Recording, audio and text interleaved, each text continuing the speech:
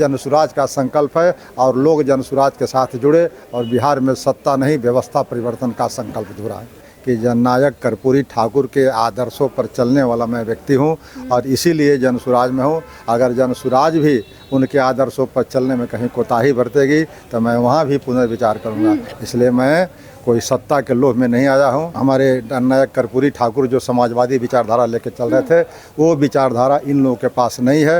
वो विचारधारा प्रशांत किशोर जी जनसुराज के माध्यम से लेकर आए हैं। इसलिए हम लोग तमाम लोग बड़े संख्या में आकर्षित हो रहे हैं और आकर्षित होकर के जनसुराज को मजबूत कर रहे हैं। नमस्कार, आप देख रहे हैं इम्पैक्ट लाइव। मैं हूं आपके साथ करुणा तिवारी। बिहार की राजनीति की बात करें तो यहाँ पे समीकरण जो हर समय बदलते रहता है, लेकिन इस बार प्रशांत किशोर जब से आए हैं तब से बिहार की राजनीति में उथल पुथल मची हुई है। हर पार्टियां परेशान है, जितनी भी पुरानी पार्टियां हैं।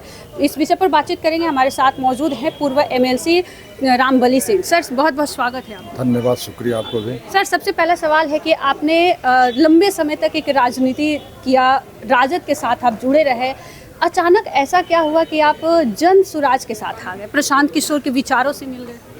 देखिए, बिहार में लगभग 33-34 वर्षों से 15 वर्ष लालू जी का और करीब करीब 18-17 वर्ष नीतीश जी का इस राज को बिहार के लोगों ने देखा है और इसका प्रतिफल है कि पूरे बिहार में एक तरह से अराजकता है, भ्रष्टाचार का आलम है, प्रतियोगिता परीक्षाओं की क्वेश्चन पेपर लीक होते हैं, हर जगह अफसरशाही है। तो यानी जो लोकतांत्रिक मूल्यों की रक्षा होनी चाहिए था, चुनी हुई सरकार बननी चाहिए थी, वह चुनी हुई सरकार के बदले नीतीश कुमार जी बैकडोर से आते हैं एमएलसी बन करके और सत्ता में काबिज रहते हैं। और यहाँ जितने भी जन आंदोलन होते हैं, यहाँ तक कि महिलाओं के भी आंदोलन होते हैं, देखे होंगे कभी आंगनबाड़ी सेविका या जीविका दीदियाँ जो हैं उन पर अगर बैठती है उन पर भी लाठियाँ बरसाई जाती हैं। बीपीएससी अभ्यर्थी जो बैठे हुए थे उनका मांग क्या था कि हमसे सिर्फ वार्ता कर लें। तो कोई भी लोकतांत्रिक सरकार, संवेदनशील सरकार होगी तो अभ्यर्थियों से वार्ता करेगी। आखिर उनके बातों में कहीं दम होगा तो विचार होगा या जांच होगी, लेकिन सरकार बात करने के लिए तैयार नहीं। तो यानी सरकार पूरी तरह से फेल है, अलोकतांत्रिक हो गई है। तो ऐसे में लोग, बिहार की जनता एक उम्मीद लगाए बैठे हुए हैं कि कोई तो शख्स आए, कोई एक पार्टी आए जो बिहार में सत्ता परिवर्तन करे, नहीं बल्कि व्यवस्था परिवर्तन करे। उसी संदर्भ में आज प्रशांत किशोर जी या प्रशांत किशोर जी की जनसुराज पार्टी आई है तो लोग इसको विश्वास की नज़र से देख रहे हैं और इसीलिए जनसुराज बहुत तेज़ी से आगे बढ़ रहा है। यानी आज जो कर्पूरी ठाकुर की जो कल जयंती मनाई जाएगी, 101वीं जयंती, उस जयंती महज नहीं है बल्कि जनसुराज का संकल्प दोहराने का वक्त है कि हम बचे हुए जो जननायक कर्पूरी ठाकुर के सपने थे, जो कर्पूरी ठाकुर जब तक सत्ता या विपक्ष में रहे राजनीति की धुरी बने रहे, आज कर्पूरी ठाकुर के नाम लेकर के इन पार्टियों ने वोट लेने का काम किया। लेकिन जनसुराज जो है कर्पूरी ठाकुर को सपने को पूरा करने का संकल्प दोहराती है।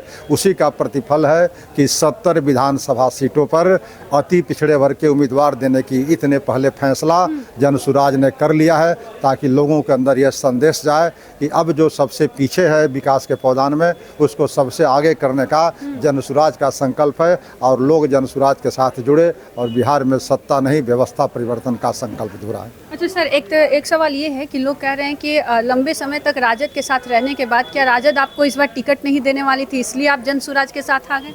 देखिए, राजद टिकट की बात नहीं थी, मैंने तो अभी 3 साल पहले छोड़ दिया। मेरा अभी 3 साल और टर्म था। मैं विधान परिषद का सदस्य था, मेरा 26 में ख़त्म होता, मैं 2024 में ही। तो अगर मुझे सत्ता का स्वाद होता तो मैं तो 3 साल पूरा करने के बाद बीच में चुनाव होता। अभी तो चुनाव हुआ भी नहीं है, तब उस समय की छोड़ने की बात आती। लेकिन मुझे विचारधारा से मतलब है, मैंने तो त्याग किया है कि जननायक कर्पूरी ठाकुर के आदर्शों पर चलने वाला मैं व्यक्ति हूं और इसीलिए जनसुराज में हूं।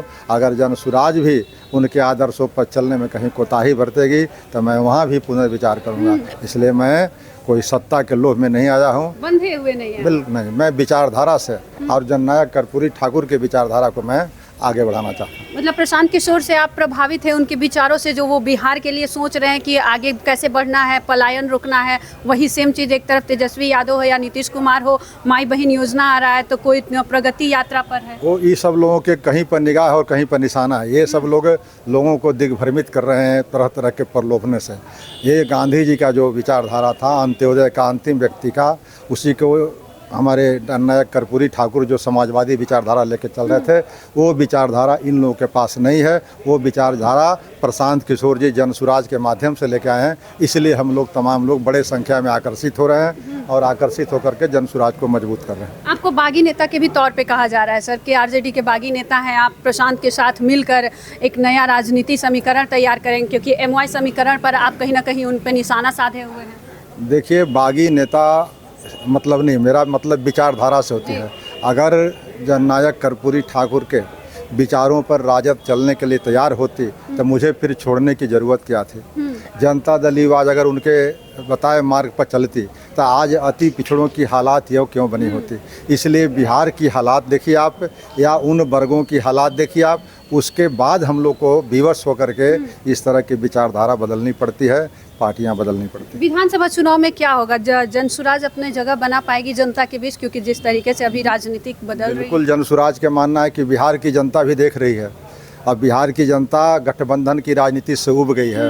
अब स्वच्छ एक पार्टी को देखती है सत्ता में, तभी बिहार का परिवर्तन होगा। और वह एक पार्टी के रूप में आज जनसुराज आगे बढ़ रही है। जनसुराज ने पहले दिन से संकल्प दोहराया है कि हम किसी पार्टियों से समझौता नहीं करेंगे, 243 सीटों पर लड़ेंगे। इसलिए जनसुराज की तरफ है पूरे बिहार की आम जनता का दृष्टिकोण। आप किस विधानसभा से चुनाव लड़ने का प्रयास कर रहे हैं? अब हमें अभी चुनाव लड़ने की बात नहीं हमने की है। हम तो जनसुराजी हैं, जो आदेश होगा पार्टी का उसके अनुसार हम उसके अनुसार करेंगे।